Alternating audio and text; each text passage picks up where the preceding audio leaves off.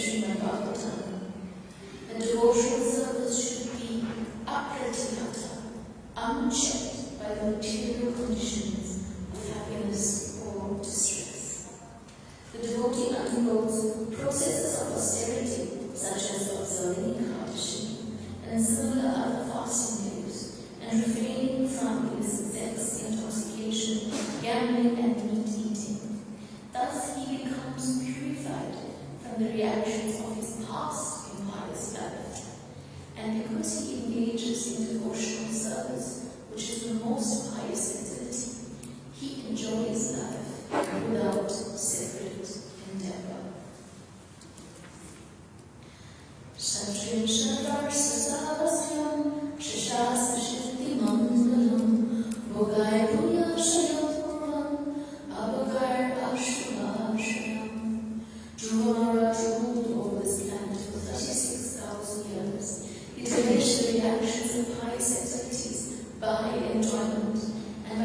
practicing austerities, he diminished in auspicious reactions.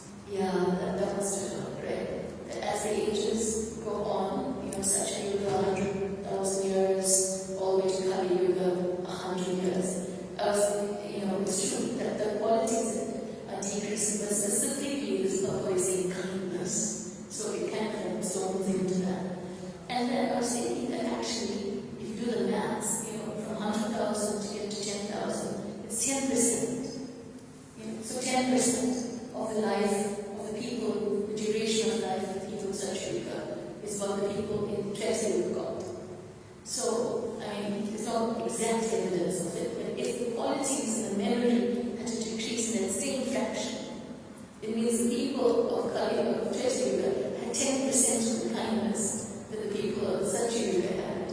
And then 10% of that kindness was the people that, in Dwarka Yuga had. And then 10% of that kindness is what the people in Kali Yuga would have. So it leaves a lot of room for us to improve in our kindness. Can you imagine just being a resident of such a Yuga and how amazing it would be to see their qualities? Is there anybody else something stood out with the Bhagavatam? Did anybody anybody cannot remember a line from the Bhagavatam? This happens to me often. Don't feel shy about it. Not one line, didn't stick in my head. Okay, at least I don't think I'm the only one who suffers from that. Oh, it's okay. I'm not thinking it. Okay. It's just sometimes it happens that you just read it and it just goes over. And if you just take one thing, if you take that one thing, of what Madhuri said, that quality of kindness becomes diminished. Now, if we had, so you're thinking about it, you've thought about it, if we had turned it into an application, what would it be? What would it be? Try to be kind, but why?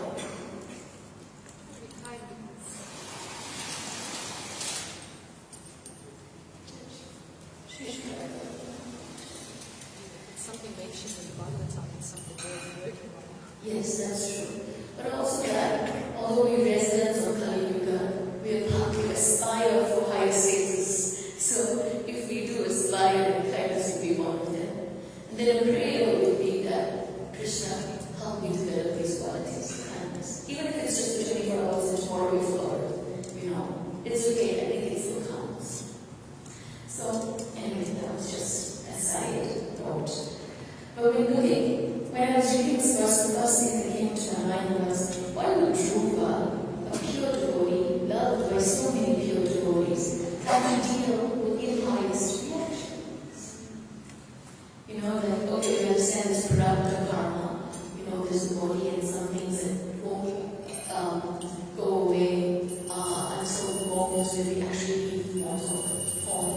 But still, what impious activities we do have been painful, And I think as we go to the Bhagavatam, that becomes a little bit more likely we should know that. So that was my first point also, you guys, and the diminishing of kindness, and that kindness and mercy and all qualities, and what it does mean to be the resident of such a yuga. But then we see that the Bhagavatam goes on to describe two kinds of activities, which kind of reminds me a little bit of the Bhagavad Gita, chapter 3, speaking of types of actions, action, inaction, and forbidden action, akarma, vikarma, and karma. Of course, here it's in two types of activities, because it's leaving out the akarma, but these two types being pious and impious.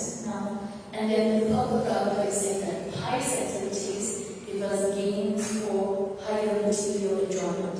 And impious activities means that we undergo severe distress. So both the reactions are there. And the point is being made that when you look at Dhruva's response to it, it seems that the devotee is equipoised in both. This comes up with Srimad says, a devotee is not concerned with enjoyment or distress. He simply desires to execute devotional service. So, how is it that someone undergoing either great joy or great distress can be equipoised, can be not afflicted by it? I mean, we hear it and we've heard this a million times, but if you actually think about it, great joy comes and you're just equipoised. And great distress comes, you're just equipoised. And it's not an easy state, and it means that in order to be equipoised, it means that we withdraw our mind and our senses from whatever is exactly going on, and we take the place of an observer. We're able to sort of zone out and see the big picture that,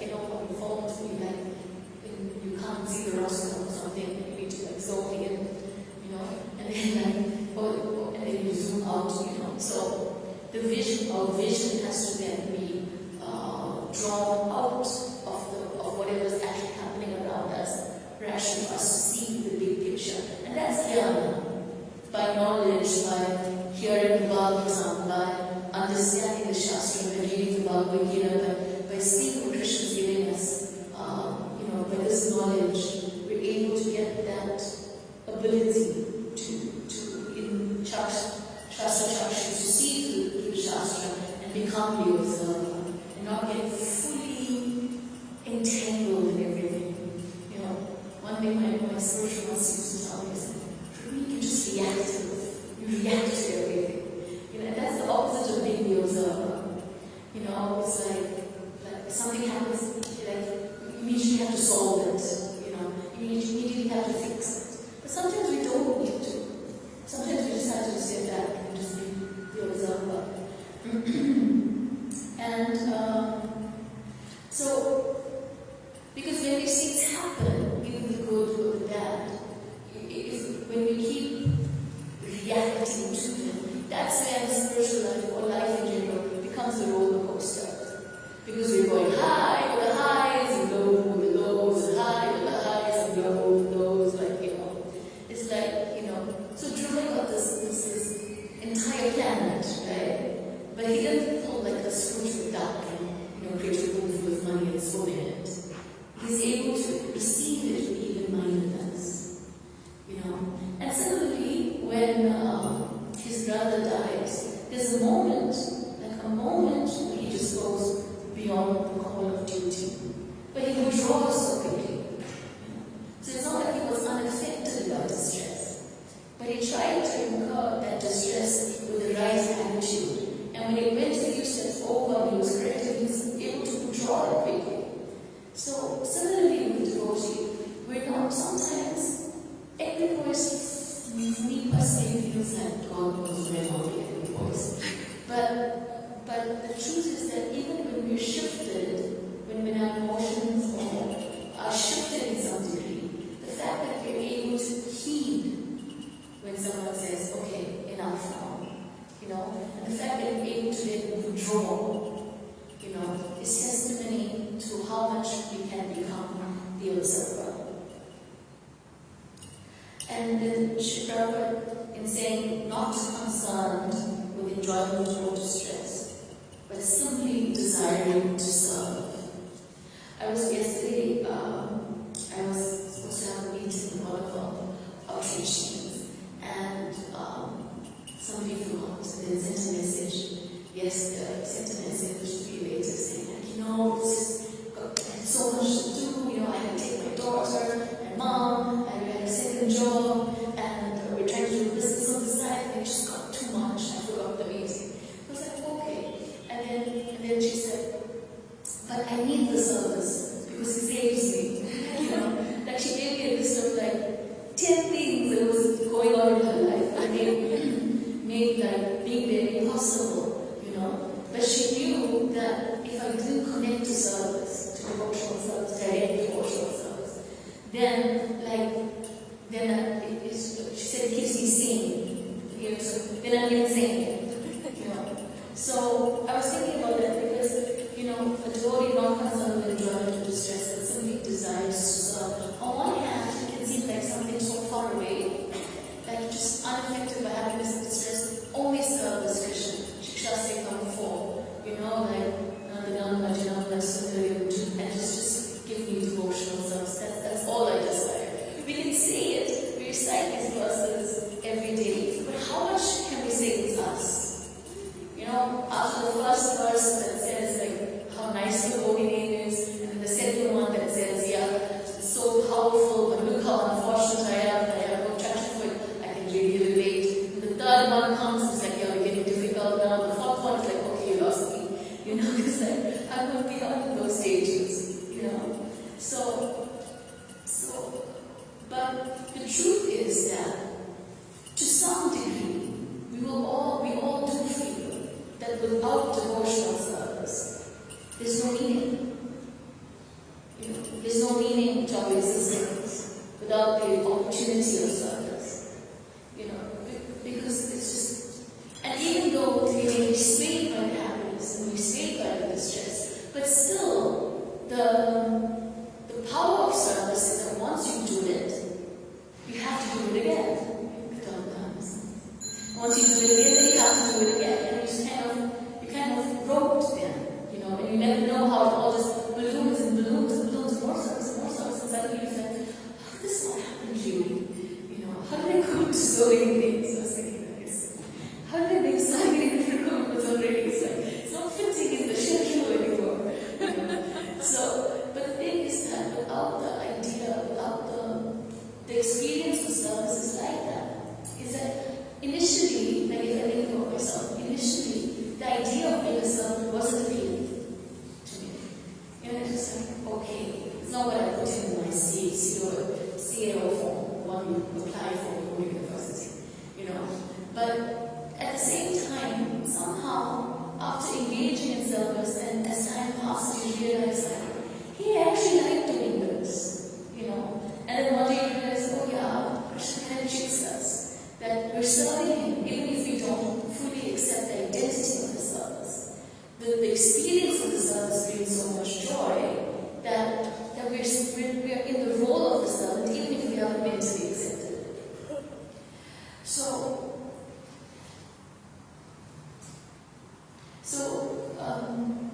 And then Srila Prabhupada, the rest of the last part of the Prabhupada I found really, really interesting, because Srila Prabhupada is saying that the devotee undergoes processes of austerity, such as observing Kadashi and similar other fasting days, and refraining from illicit sex intoxication, gambling, meat-eating, and thus he becomes purified from the reactions of his past impious life.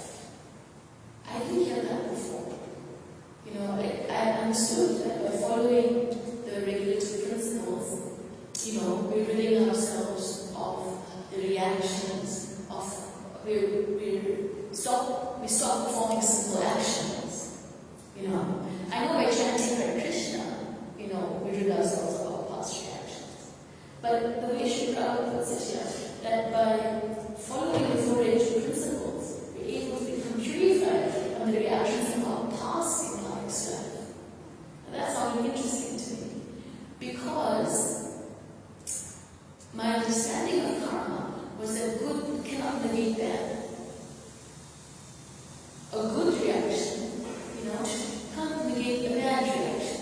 You get the positives for both, like negative, positive, but they don't negate each other. You go through, like Dhruva Maharaj, he had to enjoy the results of his pious activity, and he had to make austerity for whatever was in life. It wasn't like we cancel out everything out, it was 20% more pious credit, so we just got that. It didn't work like that.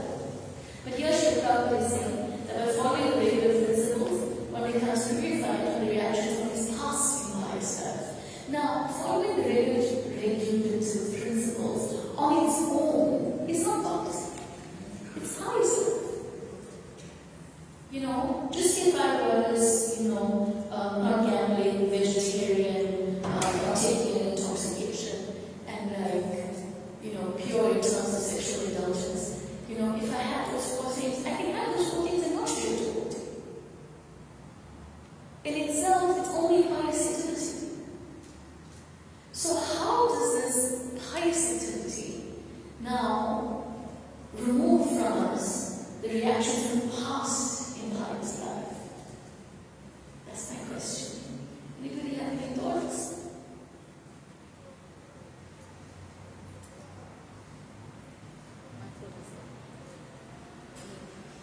How I would understand.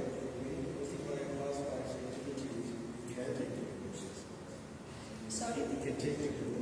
Okay. So, you're saying that, but from pious activity, the inclination to perform devotional service is there, but also it may or may not happen, right? So there's that, but not fully satisfied. What is it called? I was going to say that but only by following it with the intention to do like devotional service will it negate the activity. That was my thought too. The fact that it's not just that we follow regular principles, but But because we're chanting Hare Krishna with it, then therefore what seems to be just highest activity graduates to bhakti. And in that graduation, it is able to then remove the past impious reactions. That's the only way I could understand it. And then Srila Prabhupada says, because he engages in devotional service, which is most highest activity, he enjoys life without separate endeavor. So that in itself is also interesting, because Dasi becomes purified from his past impious life. Where is Sri Prabhupada is saying that earlier in the Bhagavatam, Sri Prabhupada is saying the devotee is not concerned with enjoyment or distress. He simply desires to execute devotional service. And the last line the Bhagavatam says, thus he enjoys life without separate endeavor. So, not concerned about happiness or distress, only devotional service, and then he enjoys life without making an endeavor. On surface value, it feels contradictory. It feels contradictory, but in reality, it's actually not contradictory.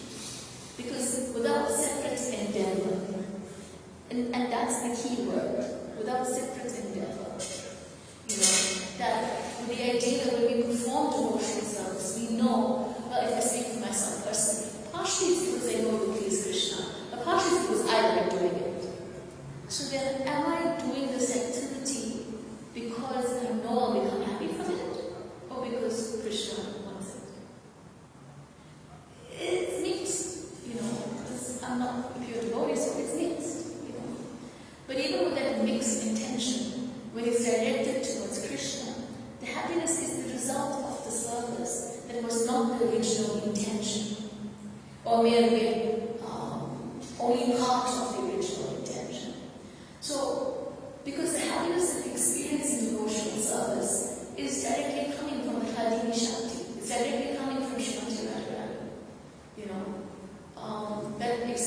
so therefore the joy that we experience in devotional service is of a different kind. It's not just Krishna made me happy because I don't want his distress. He can do it and will experience it. But it's different from the joy that naturally manifests in the heart, having tried to do something for Krishna's pleasure. And so therefore, when I read this line, that a devotee is not concerned with enjoyment or distress, but simply desires to execute devotional service, and I feel like, difficult.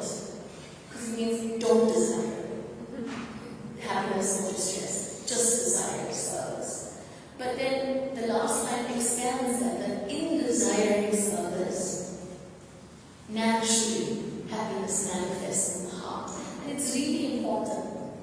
Because something that Bhagavatam would say was that our security on the devotional path is the joy that we feel in devotional service. And to the degree that we experience that, to that degree we're safe. And to the degree that we don't experience that, to that degree we are exposing ourselves to material affection. So therefore, it's important that devotees are happy with what Srila Prabhupada said. If you want to preach, what you should do, show the devotees and show people how happy you are. But that means that we're executing the path of devotion to the degree that we can actually feel that. Honestly feel that. And then that overflow is what touches other people.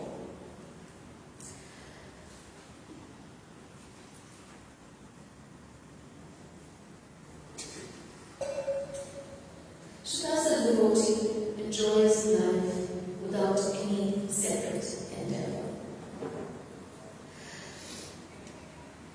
So, in this text and in this verse, it's very obvious that Prabhupada is creating this distinction between the process of bhakti and the process of just being a good person, even a good religious person. Last week I had the opportunity to spend an an evening in, kind of like a religious gathering of a different tradition. And it was very eye-opening. It was a really interesting experience. There was a speaker, and he was speaking, and in the beginning I was thought like, okay, I can relate to this, because it was all about the names of God and how powerful they are, and I saw the people, and I saw how they were sort of genuinely trying to connect, with responsive, engaged, And I was thinking sometimes externally also, because churches externally, it was more engaged than I would see most people in a Sunday program, at least externally, And it was really nice. And then there was a speaker, and the speaker came. And as he was speaking, at first I had this feeling like, okay, it came from a place of compassion. That here are all these people, and whatever's going on in their lives, there's a lot of suffering. And from that suffering, like 4 or 5 people come to Krishna, one of it is distress. And they're trying to sort of alleviate that suffering. And in the alleviation of that suffering, people develop faith. Of course, there was some sort of you could definitely see sign ability, definitely some sort of telepathy, things going down, it's very obvious. But at the same time, the speaker ended by saying, and every one of us can become a millionaire. Nothing can keep you into poverty, tying down this path. And my brain went like, what? It's kind of shocked. Because we're so used to being in a system, in an understanding, that it doesn't matter whether you're coming from piety or impiety, that we approach Krishna with whatever we have, that the devotee is not considering happiness and distress, the devotee is only looking at the opportunity of service. We take that ideology for granted, because we see it every day, we hear it every day. But it's actually not that common. It's not that common. And most people, even when they're trying to approach God, are doing so on this idea of accruing piety and relieving themselves of impiety. Just based on that same level. And can be fervently and vehemently focused on that belief to the degree that they can't see anything outside it. And therefore it gives me a lot of appreciation that we have a path that can allow us to honestly approach Krishna, leaving aside whatever material desires may or may not be in the consciousness, even if they're there, that we can still approach Krishna and engage in devotional service, action, hearing about Him, chanting His names, seeing actions they were doing, but at the same time, the intention that I offer you this, and the natural joy that comes in the heart when you do it, is actually not a very ordinary process. And a lot of people actually don't have access to it. And it's not about a given path. It's not about the religion. Because we can be practicing bhakti, and we can also, because it's linked to Sri Prabhupada, and our actions, even when they're on the karma yoga level, they can also graduate to bhakti because we offer it to Sri Prabhupada. But it doesn't mean that different traditions, do not have that. It's actually on the individual practitioner, as it is even within Krishna consciousness based on individual practitioner. There's examples of the Christian saints who are really a high level practice. When you read their work, you see that the symptoms they exhibit are actually on the level above. And then there's the story of this Muslim Sufi woman who comes out of the house carrying 2 buckets, one with fire and one with water, and they asked her what she could do with it, and she said, with the bucket of water, I'm going to put out the flames of hell. and with a bucket of fire, I'm going to burn heaven. Because of the concepts of heaven and hell, people are so interested in avoiding impiety and attaining piety, we've forgotten that the process is about loving God. So in all traditions, bhakti can exist to some degree if the practitioner reaches there. But we have a process that introduces it to us on day one. Even if you still got the cigar in your hand, because you had your arm over some other lady and completely down, utterly pious activity, it didn't matter that bhakti can be introduced from that exact moment. And that's the power of the Sankirtan movement. It also reminds me that don't take it so for granted, that when Sri Prabhupada is saying, don't make the separate endeavor. Of course, we have to be practical in what's needed for our physical body and mind in order for us to be able to serve. But to make the separate endeavor that's outside of Krishna will only give us a temporary happiness when the diamonds exist, like gold from the broken glass, in true language. So I'm going to leave it there. If there's any thoughts or comments.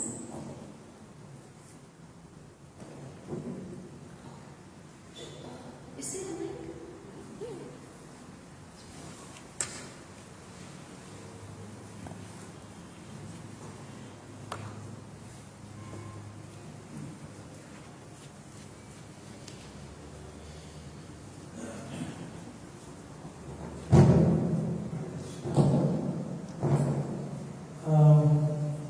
Once Prabhupada was asked about what's the purpose of life, he said the purpose of life is to enjoy. So that's in us. It's part of our makeup to enjoy. We can't resist that. We can't deny that.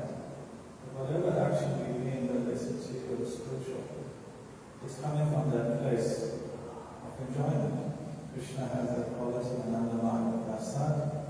He's pleasure-seeking by nature. So we also have that in the minute way. We've applied it looking for that pleasure in the wrong places. So looking for pleasure in devotional service is not wrong, but it's not the most right. Also, it's like a gradation in the right direction, I feel. Also, I was just thinking as we were speaking, you mentioned this point that His Holiness Vivekananda Swami speak about our security in this process is feeling happiness. And sometimes I feel that devotees, they may be sometimes contaminated by this mood or this ethic that they may have developed from some place, some form of indoctrination that we are not enjoyers, we are simply servants. We are not allowed to enjoy. If you see somebody smiling or if you catch yourself smiling or laughing, then that's something wrong. So I feel devotees need to give themselves permission to be happy. They need to give permission to others to be happy, be smile and laugh, and just be joyful. Because when we don't do that, then there's something incorrect with our practice, in our understanding of devotional service.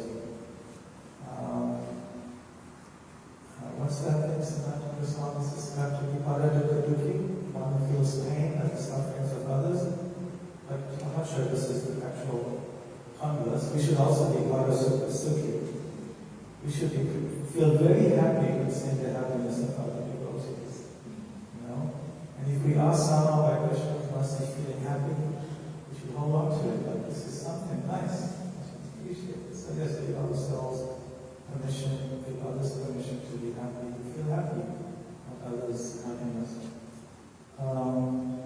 One other thing at the beginning you asked for what was something that struck us from the Prabhupada. And I thought, in comparison to austerities that the Guru underwent, especially when he was a child, possibly 12 years, was quite intense compared to what's asked of us. Of course, we follow the Kandashi and we think, oh, I'm so austere, I'm such a big practitioner for the Ekadashi today, under the Nirjala Ekadashi, Janmashtami, to fast till midnight, put it out in my diary and look back at it with pride. I've done the Janmashtami. But in comparison, our austerity is very simple and easy, and we get so much out of it. It's really the mercy and the grace of Chaitanya Mahaprabhu and Prabhupada distilling for us in such a wonderful way. Well, thank you for a wonderful class.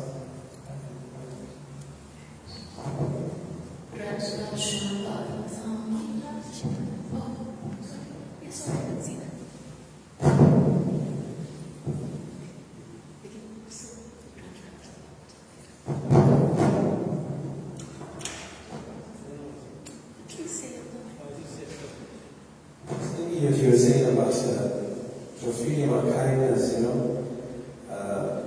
if we be kind to everyone, it will also please Krishna, because that's his scriptural injunction also. It will please Krishna. So to speak. Thank you. Easily done.